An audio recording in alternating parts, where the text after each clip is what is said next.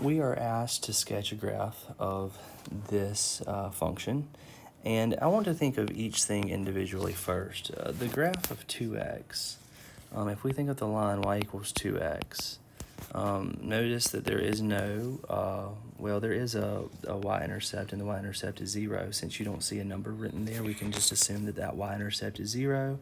And the slope of that line is 2, so you would go up 2 units and over 1 unit. And that line would look something like this, okay?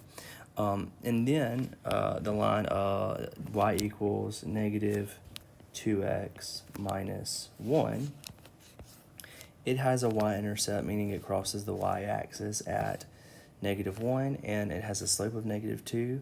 So you can go from negative 1, you can go down 2 units and over 1 unit, and this would be that line, okay?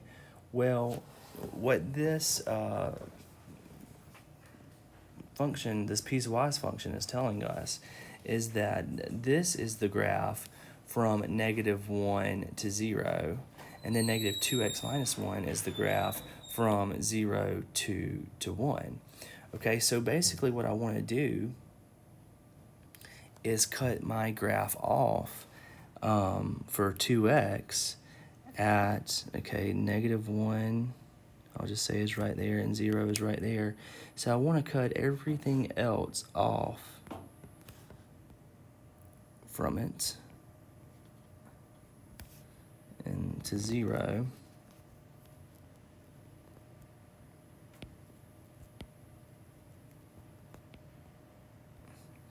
And let's see, I need to erase that because it says at 0, we will have an open circle because it doesn't have the or equal to sign right there. It doesn't have that flat symbol. But at negative 1, we need to have a closed circle because it's saying negative 1 is less than or equal to x, okay?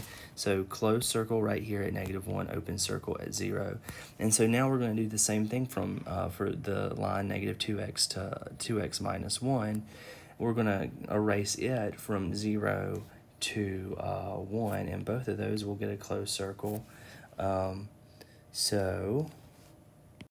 So if I erase that interval and only look at 0 to 1 with closed circles, including 0 and 1, this is what we're left with.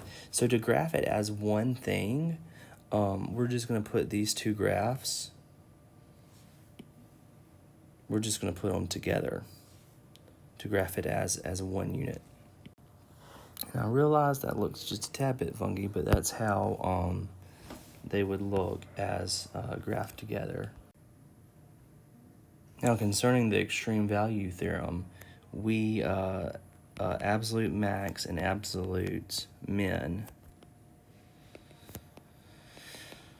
The extreme value theorem says that if you have a continuous function over a closed interval, that that you will have an absolute maximum and an absolute minimum. Well, we have these closed intervals on the ends, but this is not a continuous function, so we don't necessarily have to have an absolute max or an absolute min.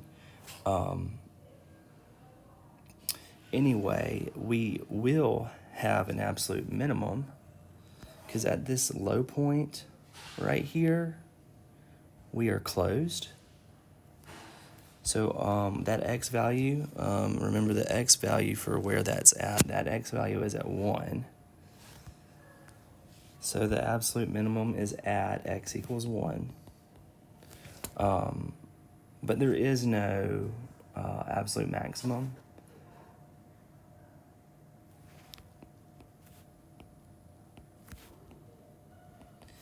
There is a high point, okay, but at this high point right here, we're not closed. So there is no absolute maximum for this function.